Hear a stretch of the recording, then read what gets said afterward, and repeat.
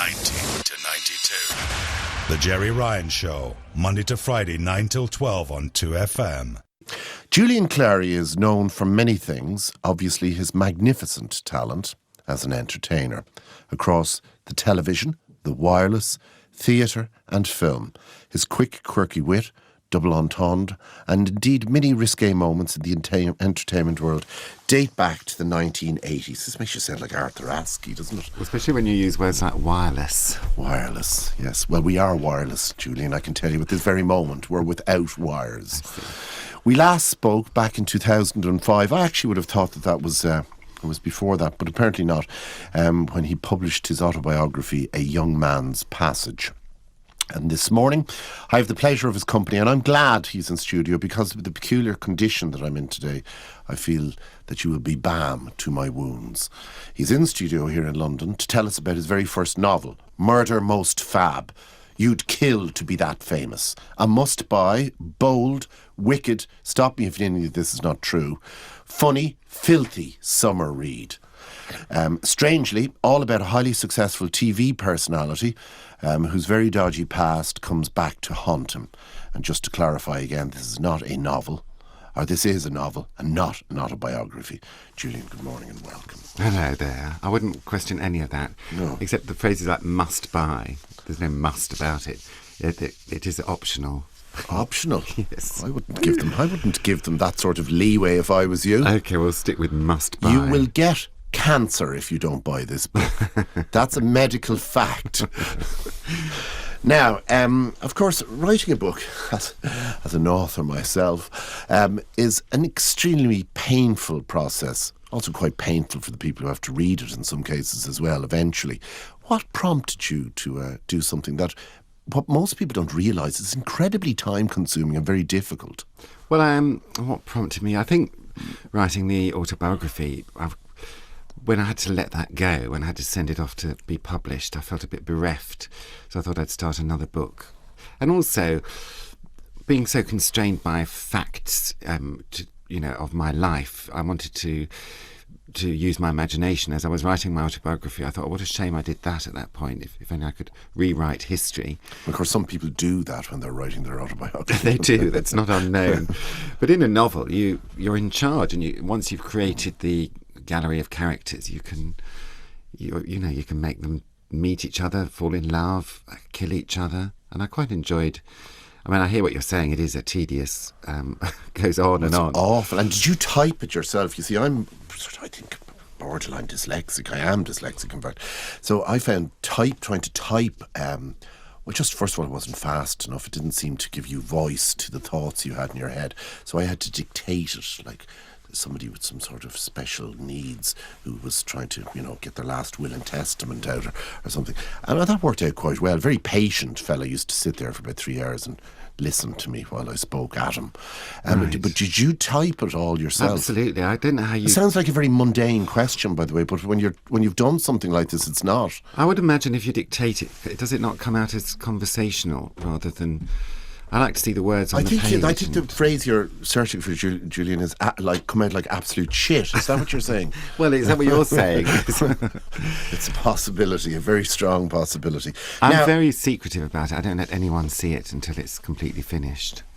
Well, that's the right way to go about it.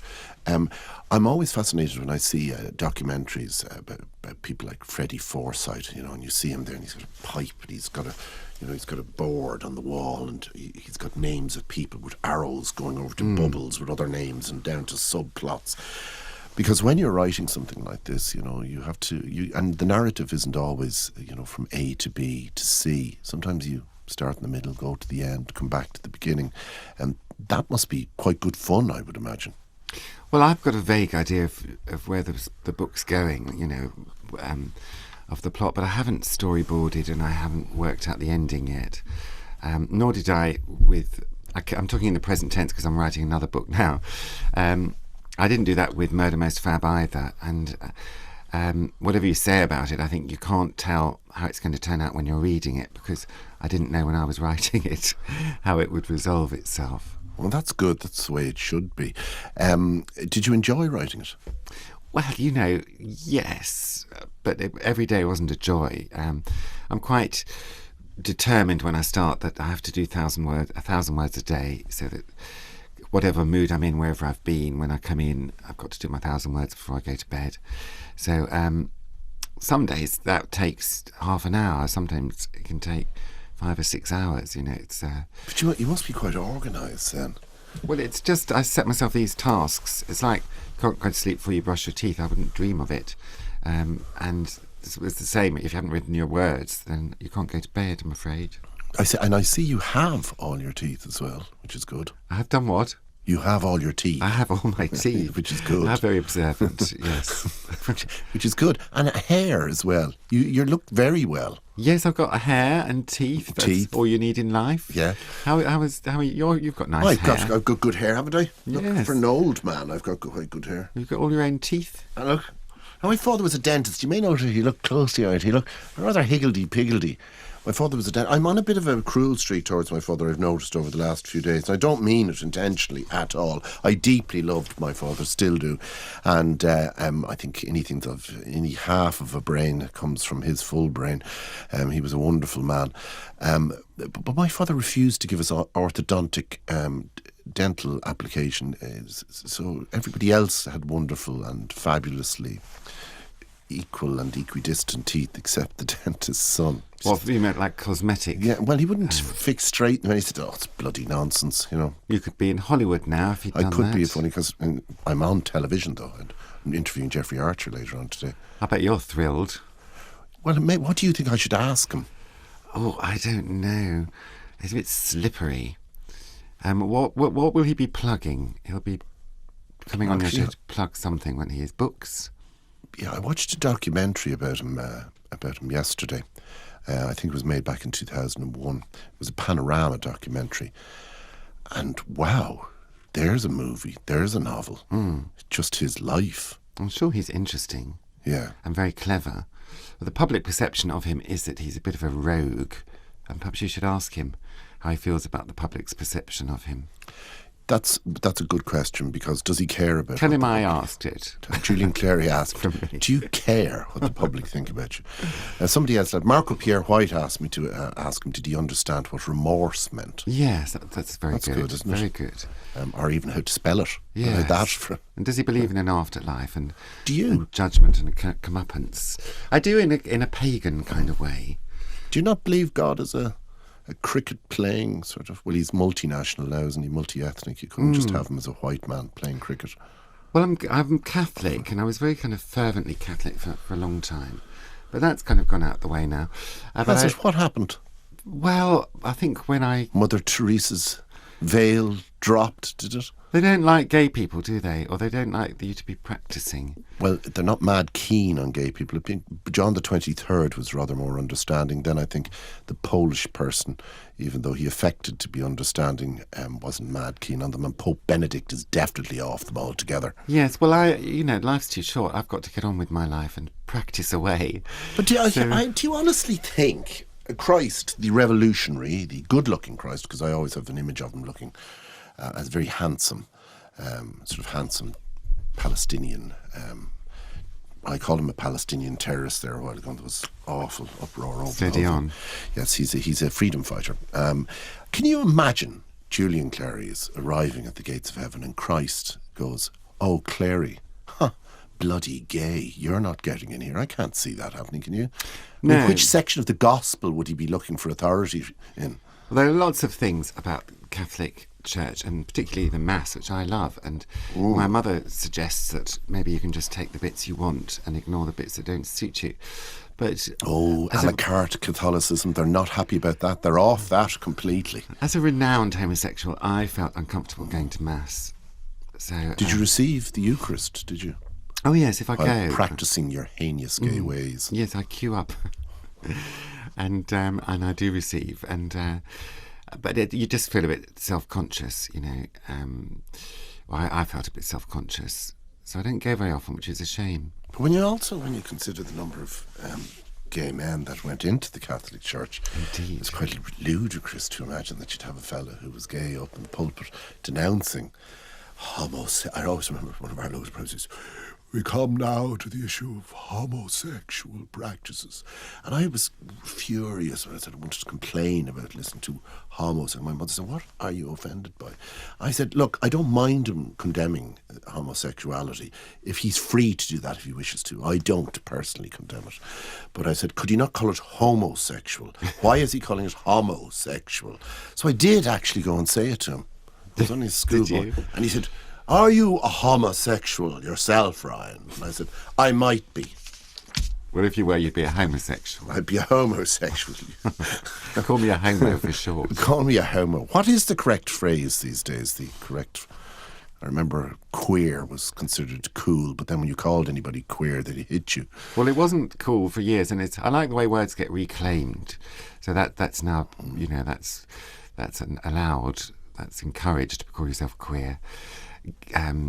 I don't like it as a word, really, does it? It makes you sound as if there's something wrong with you. Well, I was called it in derision at school, so it doesn't. It's not my choice of word. I suppose gay is as good and simple word as any. Yeah. Except gay always meant sort of like effusively happy. Nancy boy. I had a manager once who used to call me a handbag.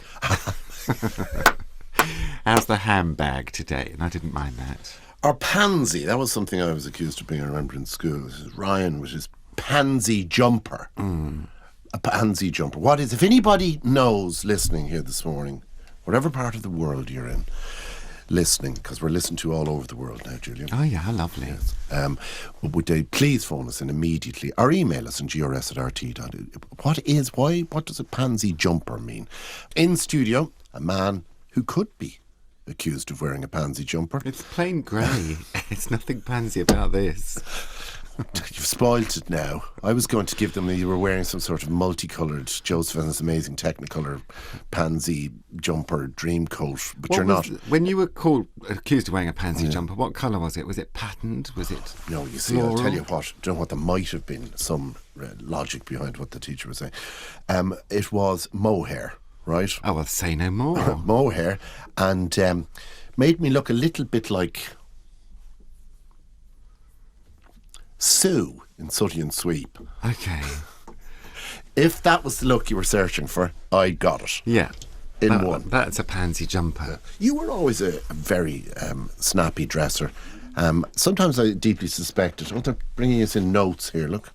I like the past tense of my dressing abilities. No, but I'm trying to be delicate with the way I put this. You're dressed quite conservatively today, right? Oh, yes, yeah. yes. You're grown up now, you see. Isn't that it? Yeah. But when you were a child, when I first met you, you were still going through the wearing very unusual clothes, and I remember being kind of partially frightened of you. Mm-hmm. And then I realised, I bet she does this. That's the purpose of these clothes. Well, it was actually. It shuts people up and gives you a chance to get in first. And I thought, if you're going to appear on television, you might as well wear something interesting. And I had a very, very imaginative costume designer called Michael Ferry. And he came up with things which got more and more petite, shall we say. And I thought, well, why not? I dared myself to go on television wearing just a bit of string. And you did. And I did. Mm. Do you look back on things like that and go, oh?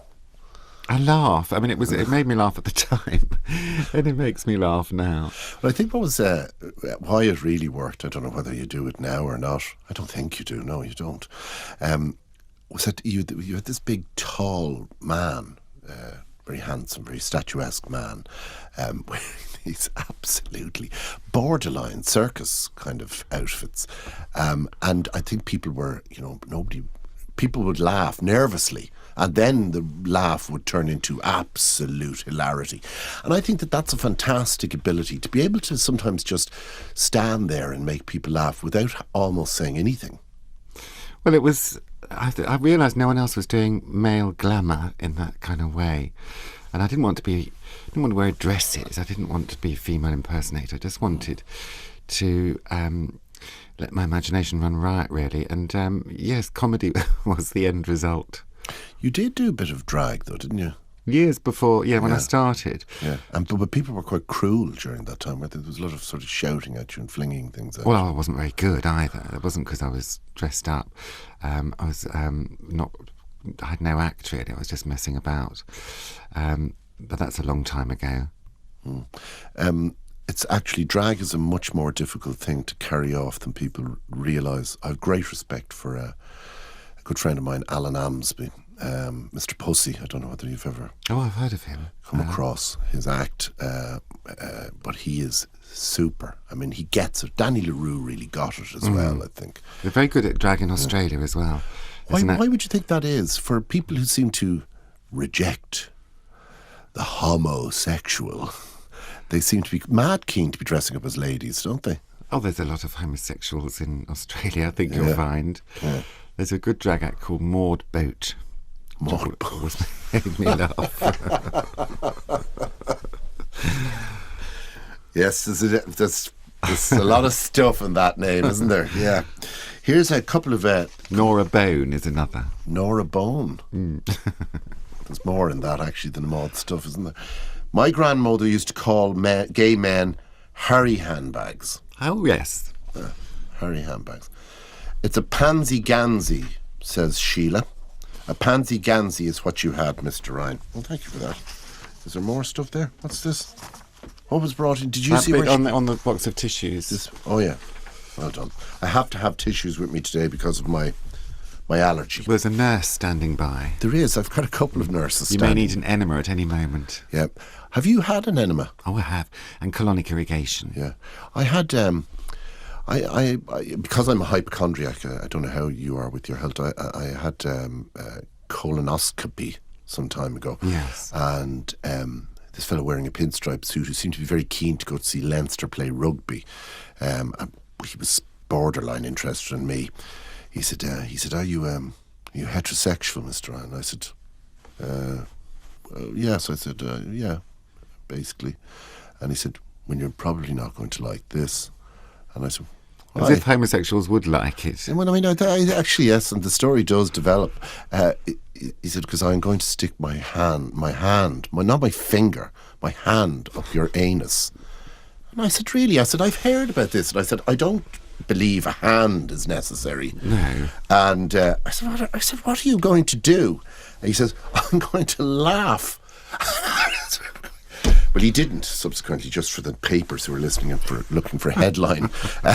Tomorrow, he stuck his finger up my bottom. And isn't there a little camera thing that goes up? Yes, yeah. I subsequently discovered that. Yes, that's the point of it. And there was no need for this pinstriped suited man wearing blue gloves. Yes. Actually, nothing could look more terrifying than a middle-aged man wearing a beautiful suit, pinstripe suit, with blue gloves on. I think straight men feel very threatened by any kind of Why is that? penetration in that area. Well, why? But I'm intrigued that he thought you wouldn't like it because you were a straight man, as if a colonoscopy is a pleasurable thing. No. I've subsequently had more colonoscopies. I don't know whether the audience is enjoying this as much as I am telling it, but I've been asleep. I missed the experience after that. I believe it's important after a certain age. Do you? Well, I was leading on to something about health. How old are you? 49. 49, okay, you're not that far off my own age. Do you take care of your health? I mean, I'm a hypochondriac, but I don't go and visit my father died of prostate cancer, and he would be alive today if he had gone to the doctor. I don't. I've never had a colonoscopy. Have you not? No, I suppose I'm getting to I am the age where one should have these well-men checks. Dear boy, I would recommend one immediately. Okay, I'll go straight from here to the Harley Street colonoscopy place. Yes. Have you had your prostate checked? Have you had the... I think it's worn away. I think it's there somewhere, yes. But do you go along and get proper checkups? I mean, a man of your substance and standing, you obviously have to get checkups and things like that for insurance. Yes, you do actually have to have medicals for TV shows. That's probably what puts my mind at rest.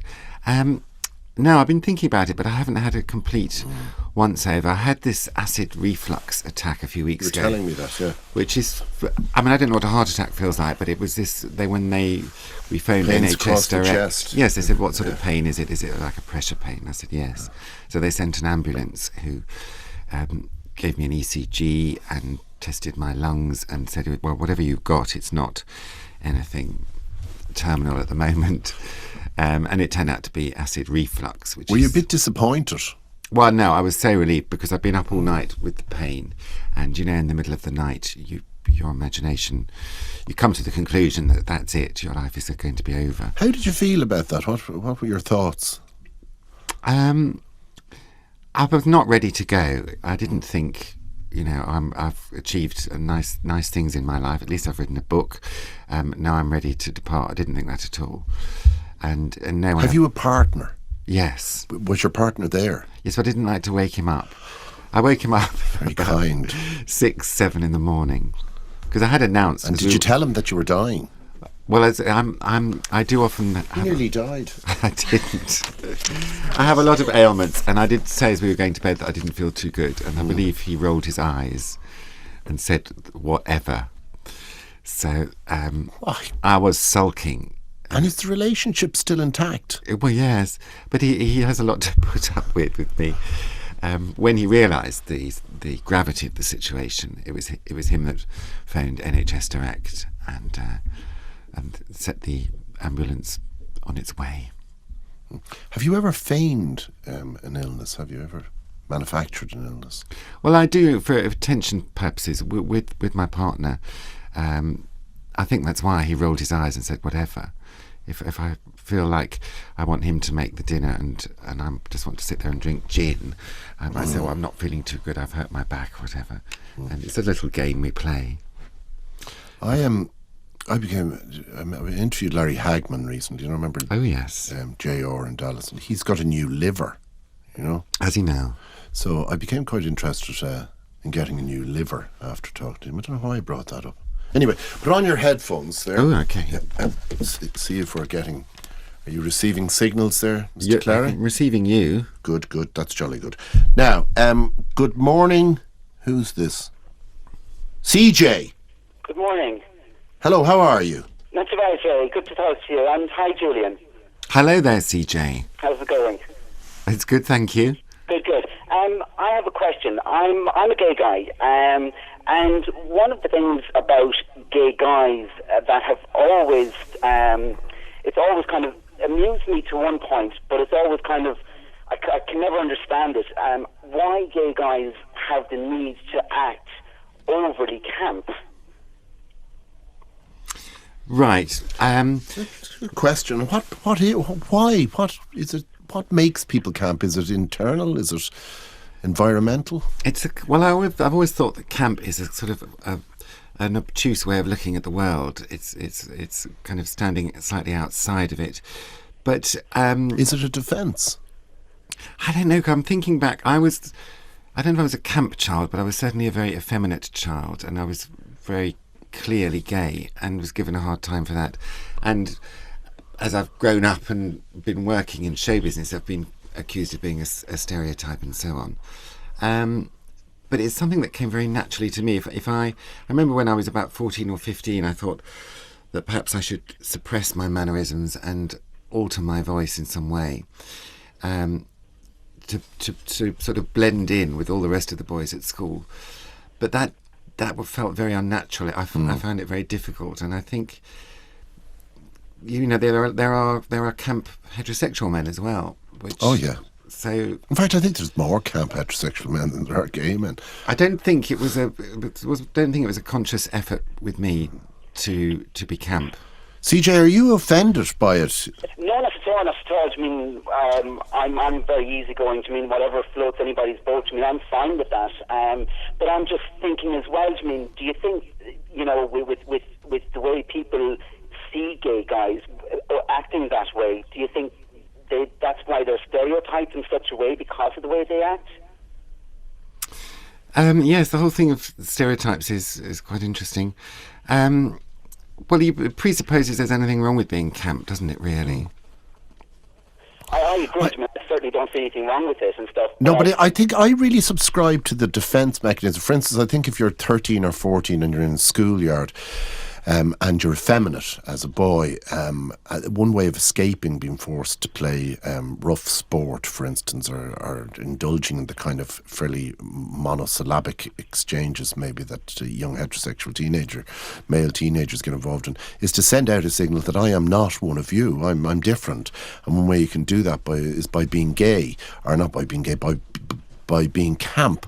And then, and I mean, the effect is quite dramatic. The minute you behave in a camp way, people go, right, well, there's no point in asking him to play rugby, is there? And that's kind of how it works, I think, at that age.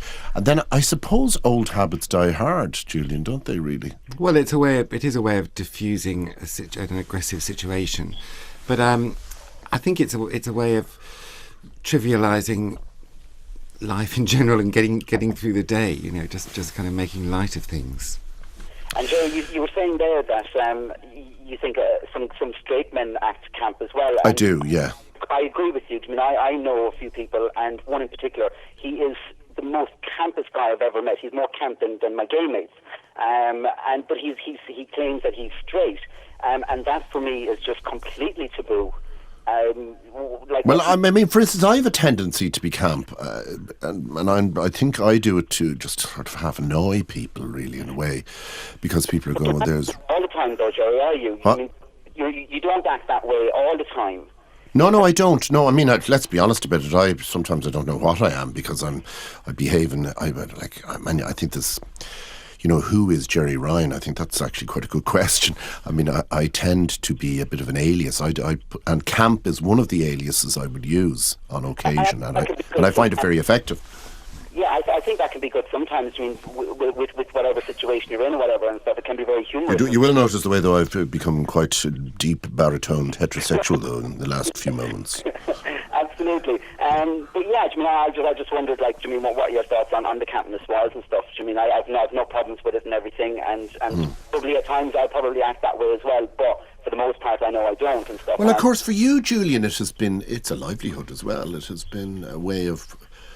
And you have a delicate way of presenting yourself, which is, I presume, kind of risky. It's high wire in terms of an audience.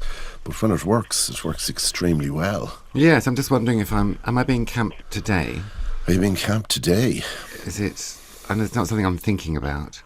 And I'm also wondering if everyone was totally equal, if, gay people could get married in church and there was no prejudice or bigotry around, if camp would just kind of would it fade away? Would fade away, or would there be a need for it anyway? I have a feeling there might be. That stumped you, CJ, I think, really, didn't it? It has. I have different views on the marriage thing and everything and stuff, What are your views on it? We recently have, as you know, we have a new civil partnership bill in the making to straighten out the laws regarding civil partnership in the Republic. It's not going to be gay marriage, though. It's not.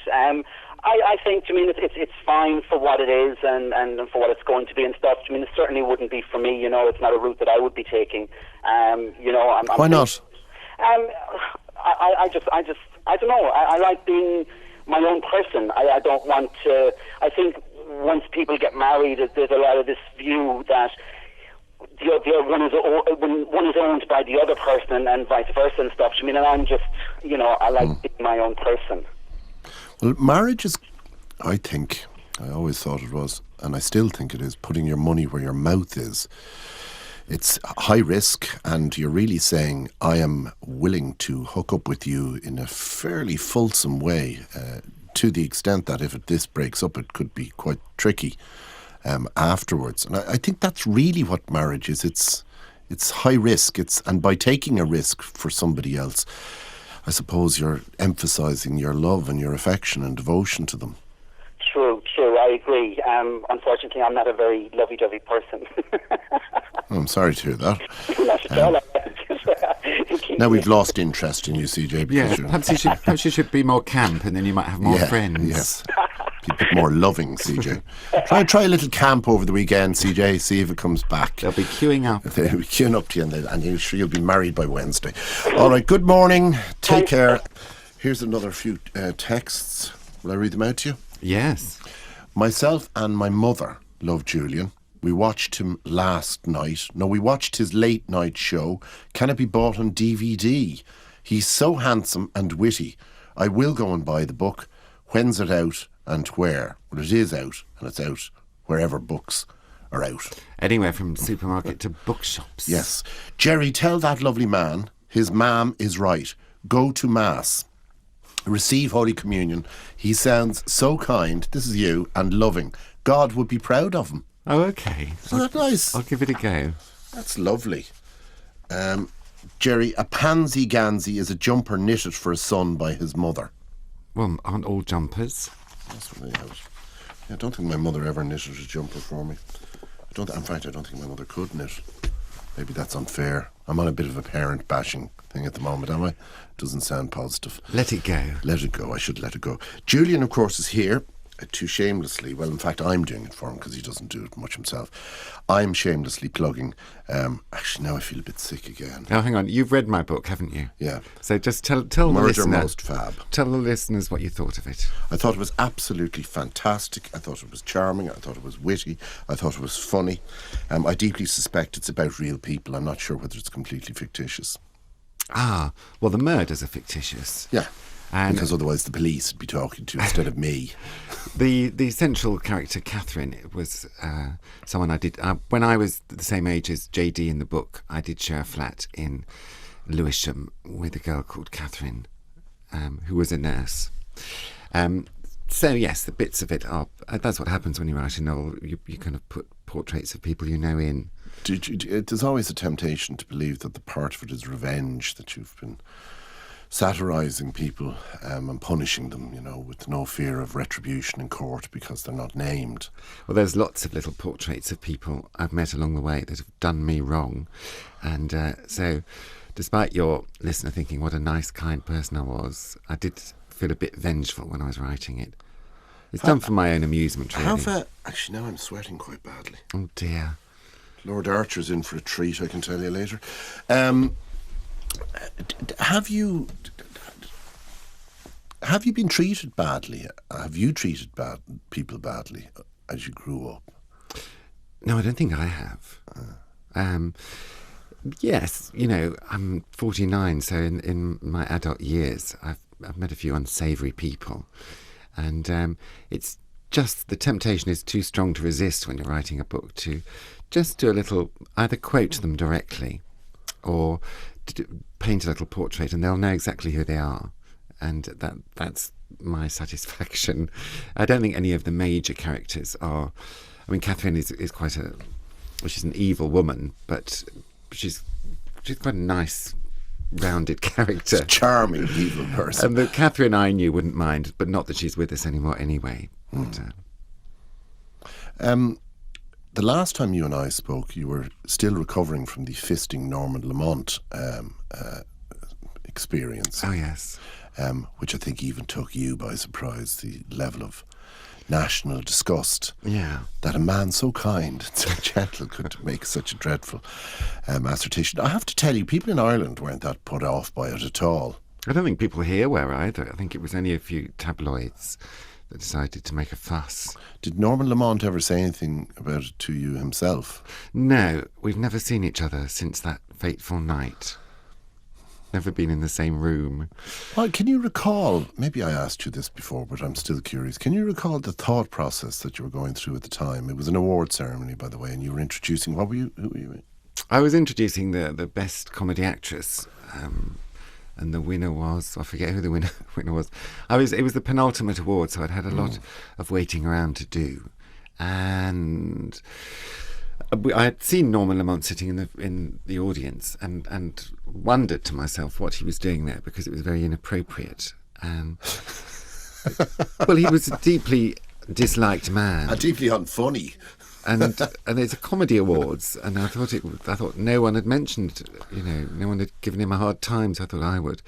And the set was very leafy and green, so the connection between leafy green, Hampstead Heath, homosexual activities, fisting, Norman Lamont. Suddenly the joke occurred to me, and I dared myself to say it, and I did say it. So, and here we are talking about it 15 years later. incredible, isn't it? The things... Oh dear, I nearly got sick there. The things that, not because of anything that's been said, just... Are you going to keel over? Do you want me to carry on?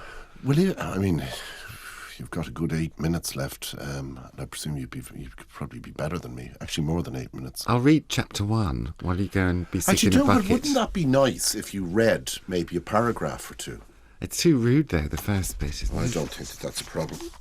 Okay. Not the prologue. No. Why did you even put that in? Because I like a prologue and I like an So I've epilogue. heard. Oh, dear. It's quite rude. Yeah, that's fine. Chapter 1. It's rude, by the way, so don't be offended, Mr. Lamont. I was no ordinary prostitute, I like to think. I was high class. I had a number of tricks up my sleeve, as it were, to ensure my client's satisfaction. I was 22, and my enormous, proud and ever-ready member had the ability to throb and twitch on command, and, most exciting of all, could ejaculate by the beakerful at a moment's notice. If required to play the passive role, my sphincter could squeeze and tug, vibrate and undulate in a frankly unnatural manner. I was more of a circus turn than a common trick. I claimed I could peel a satsuma with my arse, but that wasn't strictly true, although I did once crack a Cadbury's cream egg. Ever so sorry. People might be sitting on a bus listening to this. But it's almost medical, isn't it? It really depends the way you hear it. Has it given you time to recover yourself? It has, and it's perked me up. I'm going through these waves of nausea, which are which subsume, and then I become. I'm going through a good moment at the moment. Okay, that was enhanced by that, you're and up you and read down. well. Thank you very much. I enjoyed myself. Yes, I think you did. Do you do that? I mean, there's some people absolutely adore giving these readings and then answering questions from the audience. I think it's always a fantastic opportunity to just make up loads of stuff. I do these book events. I was at Althorpe recently with Charles Spencer doing and I do like moving in those circles. It feels so civilised after the sordid life I've led in rough clubs and television studios to find yourself in a literary environment, and the audiences are very appreciative. And you read. I enjoy reading that opening chapter to the dear audience, and then I answer questions, and that's that. At this stage, probably the questions are quite repetitive. I do hope. I presume that I've also added to that repetition. Norman Lamont usually comes up. Yes, it does, and it's Strictly Come Dancing usually comes up. And Strictly Come Dancing. Yes, and why shouldn't that come up as well? Have you become more generous with the repetition of questions over the years? Yes, I don't mind. I don't mind at all.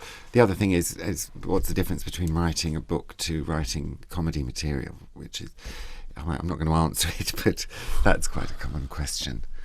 God bless the general public, I say. At least they put their hand up and ask a question. And what were you doing in Althorpe? What was happening there? It was a literary festival. Yeah.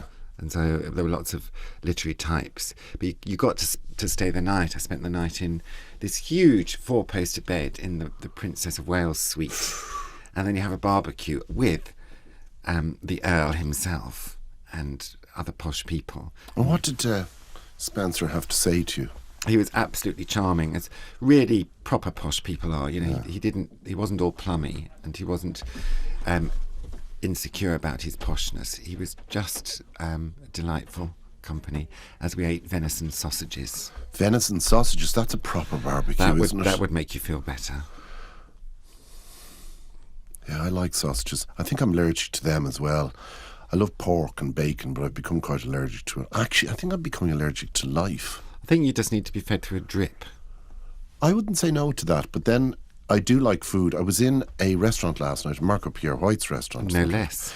And I had an oxtail pudding. Oh, no. Which was absolutely fantastic. What was it, jelly? No. It was oxtail, which seems to have been kind of confit. That's what it was like, because it was very, very soft and tender, and with lovely mushrooms and I think kidney maybe. Oh, that wasn't your dessert? Oh, no. Oh, I see. It was a main course. But No, pudding. It was a proper old-fashioned pudding. So are you ill as well now? No, are I'm just you getting reflux? Quietly burping. It's the joy of radio. No one needed to have known about that. Well, I'm getting some sort of foam also developing in my mouth. That could be a fit. That's coming on. The pudding anyway. I recommend that you try this because the whole thing is contained in this case of pastry. Right. And when you cut into it, it steams open. Well, lovely. like a purse. Like a purse, yes, In a filled microwave. with steaming oxtail. I hope you didn't overeat. Oh, you see, the problem is I did, because obviously I'd been interviewing Marco earlier on in the day, and that went on for 2.5 hours. And we ate quite a bit during that as well. In fact, I ate the same pudding during the interview. Right. So I had 2 big puddings. And was alcohol involved? Yeah. Okay. Red wine, whiskey. Then I had martinis. Then, now you see, You're not going to do all this with Jeffrey Archer. You're not going to be drinking and eating with him, are you? some people say he's mean, so maybe he won't give me anything. No, bit of sushi. Yeah. But he's a millionaire, isn't he? I think so. I think he's done very well for himself. I think he's got one of the most fabulous views in London. Well, that's where we're going to do the interview. Oh, in his penthouse Yeah. thing. Oh, well, it's worth it just for the view, I'm sure. I think I might I'll pretend to be a gay man and I will try and kiss him. Will that work? I'm sure he's done time in prison. I'm sure he's been approached by gentlemen. He apparently did quite well in prison because, you know, he's a tough son of a gun, I think, because there was a bit of trouble, I think, regarding where he was. He was meant to go straight to an open prison, a kind of, you know, the sort of Walt Disney World version of being in prison. Yes. But something happened with his sentencing, I gather. I'll be able to talk to him about it later. And they sent him into a proper prison for Right. 6 months, where I presume there was a couple of lads. Apparently it takes about a week once you're banged up before you turn. Really? Yes. Well, I watched a programme the other night on television, and it was about an American prison. And America's Worst Prisons. Was it oh one of my those? God. Now, definitely it should be shown in all schools, this documentary, because there were things happening in it that I haven't even imagined. Right. One thing featuring a poodle. Poodle in a prison? Yeah. I don't understand. Well, I'm not going to go into the details, but it'll be... Imagine what you could do to torment somebody with a poodle. If anybody has any idea of what that might be, phone us now on 1850 715 922. The poodle lived, though. That's the only hint I'm They going had a to poodle give. in the prison? Yeah. This fellow is kind of a transgender sort of guy. Oh, right, yeah. Very charming guy, Yes. very nice guy. Who then became completely non-transgender when he got back out. Yes. But he was sort of married to this other fella, very rough guy, very rough man he was married to in the prison, with loads of tattoos and very, very dangerous looking man altogether. And they had this poodle, Okay. anyway, that they did things to. I see. Anyway, poor little poodle. You should have seen his little eyes. My God, the pleading eyes. Please, not again. Was it the white It's so poodle? dark in there. Now, what's next, Mr. Clary? What are you going to be doing next? I'm writing the next book over the You next... can choose my poodle ID in it. I might slip a poodle in. Yes, I thought I'd go and spend the summer in the country, and I'm getting some chickens next week, so I'm excited about that. You and Alex James, eh? Oh yes, He's out of the country. He'll have all sorts of animals, won't he? So yes, I want to finish that this summer. Chickens. Chickens. Yeah, not poodles, chickens. Chickens. That'd be just... Wouldn't that be, you know, predictable? What are you talking about? Julian Clary has a poodle farm. I don't hold with poodles. I don't like them really. No. But yes, so I'm going to keep myself nice all summer, and then come back and do some live shows and some TV once the book's done. What's next on television? What would you like to do? Is there anything you haven't done? Is there a holy grail still beckoning you out there somewhere? I haven't done a chat show, but I don't know how interested I am in other people. Do you have to be interested in other people? Actually, no. No. I've developed a fantastic sort of thing. Some of my very close friends say they can tell that I have absolutely no interest in the person. But I hope that the general listener finds it a little bit more difficult. I like people. I like talking to people. The only tragedy for me is that sometimes then when I meet people outside of this environment, after about 5 minutes, they go, "Oh, you're really not very interesting at all." I wanted to do a chat show with really nasty people that I didn't like and give them a really hard time. But of course, it wouldn't be recommissioned, would it? No one would want to come on it. No. And also, you can be bloody sure that the only thing that really works is what we're doing now. In fact, that's the thing that works. There was a programme called Norman Gunston Talks, I think. Oh, yes. Oh, dear. Yeah. And he... It's attractive. It's not really, is it? I wouldn't stand a chance with you, sure I wouldn't.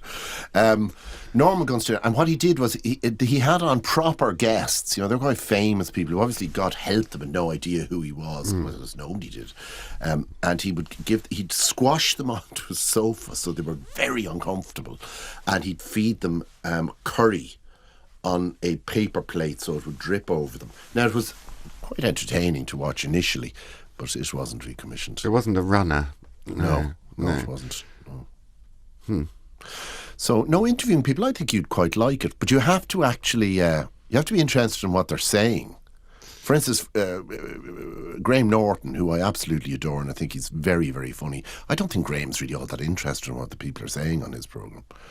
No, they're my sort mind, of props, aren't they? My mind does wander, and so... Oh, well, I can imagine. Are you very easily distracted? Yes, I have a What?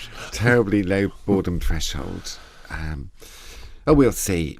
Well, have you enjoyed this? It's nearly over. This has been lovely. It's had a beginning, a middle, and an end where it just sort of petered out. Yes, it has. We've really nothing left now, have we? Well, thank you for plugging the book. Well, maybe I'll mention the book once again. Will I hand it to me? I'm going to be concerned about your health for the rest of the day. Well, think of me with Lord Archer.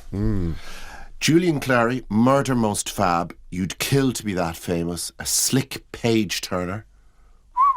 Did you write that, did you? No, the marketing department. Darkly funny, incongruously believable. Ah, that's a quote, I think. That's from The Guardian. From The Guardian, no less. I thought that was the kiss of death, to be honest, but however, there you have it. Is it doing well, by the way? Well, the paperback came this. out yesterday, yes, so we're relying on your word of mouth. All right, thank you all very much, and for everybody who helped back at base. I know it was a bit of a difficult morning earlier on today with certain things. Apparently somebody fell over something in Dublin and it broke. Oh, that's unusual. And so we had a kind of going for a while on the air. So have a wonderful and a safe weekend. To all my many thousands of fans, wherever you may be, I dearly love you all and thank you for being with me again today. Did you want to say anything to The your same fans? to my lovely fans. I keep it clean. Thank you. Good morning.